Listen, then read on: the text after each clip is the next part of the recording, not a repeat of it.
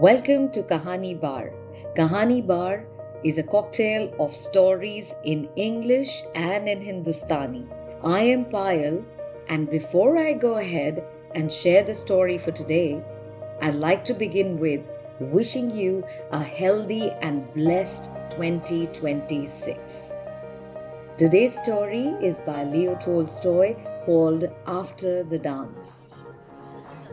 They were all dancing, and I was sitting in a corner, began Ivan Vasilyevich. I was at a large ball at the governor's. I was young then and a great deal occupied with music and dancing. I was also a student. I was studying, though not very diligently. I went to balls, and as I said, I was sitting in a corner when I saw.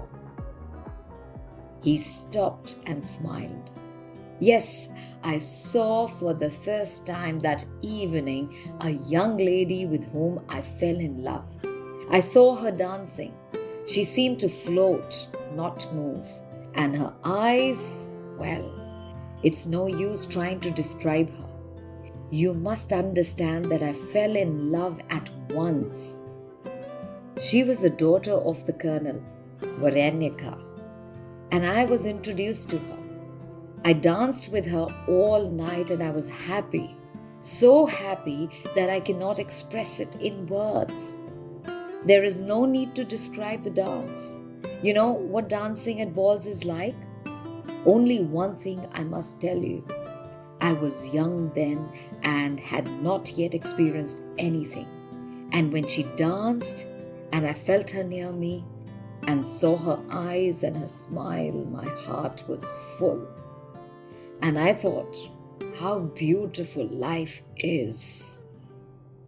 When the Mazur Shah began, I was her partner.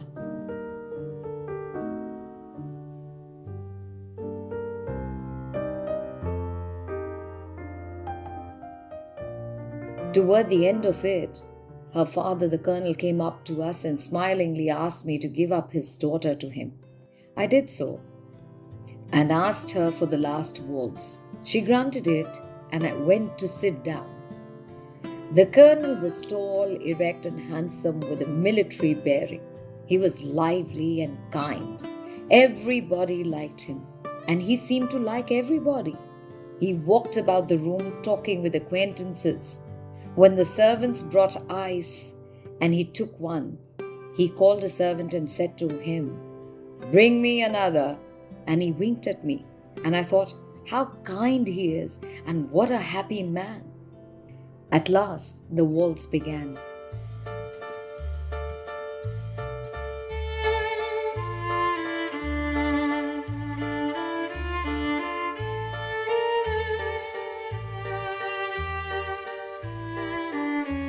I danced with Varanyaka. Oh, how happy I was.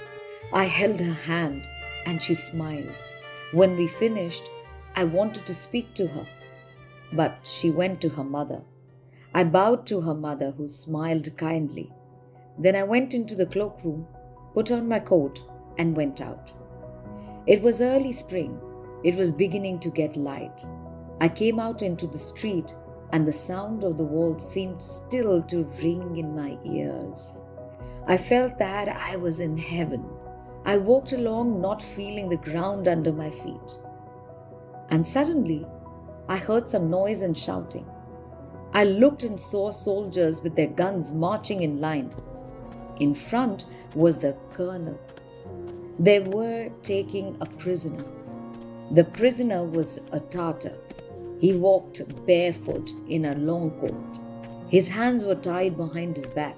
He was pale, thin, trembling, and evidently cold. They led him to the open space before the house where the colonel lived. I followed. I did not understand what was happening. I thought I was in a dream. The colonel came out onto the porch. He had put on his cloak and cap. He gave some order in a loud, stern voice. 2 soldiers seized the Tatar and the colonel followed them. I stood not far away. I saw everything distinctly.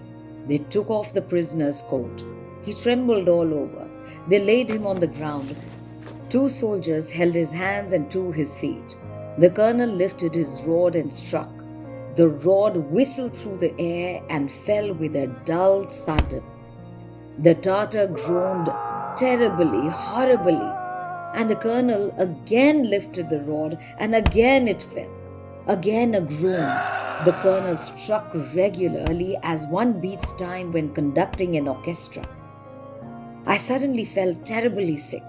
I felt as if everything in me had turned upside down. I fled home. I lay down but could not sleep.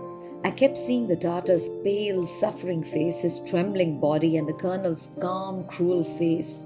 And I remembered how he had smiled and danced and how he had treated me kindly only a few hours before. And everything was confused within me.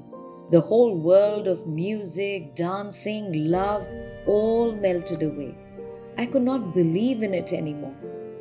When I met Varyanika next day, I could not speak to her. I felt that between us stood the groaning Tartar and her father with the rod. I soon left town and afterwards I gave up university, entered another service and married another woman. And indeed, the whole world of balls and fine ladies never came back to me. That is why I say, if you wish to spoil a man's pleasure in life, show him that which is behind the scenes. And if you wish to make him incapable of enjoying life, show him that which I saw that early morning. Like they say, what dazzles the heart may deceive the soul. On that profound note, I'd like to invite you to live your dreams authentically this 2026. This is Payal signing off. Take care of yourselves until we meet again for the next story.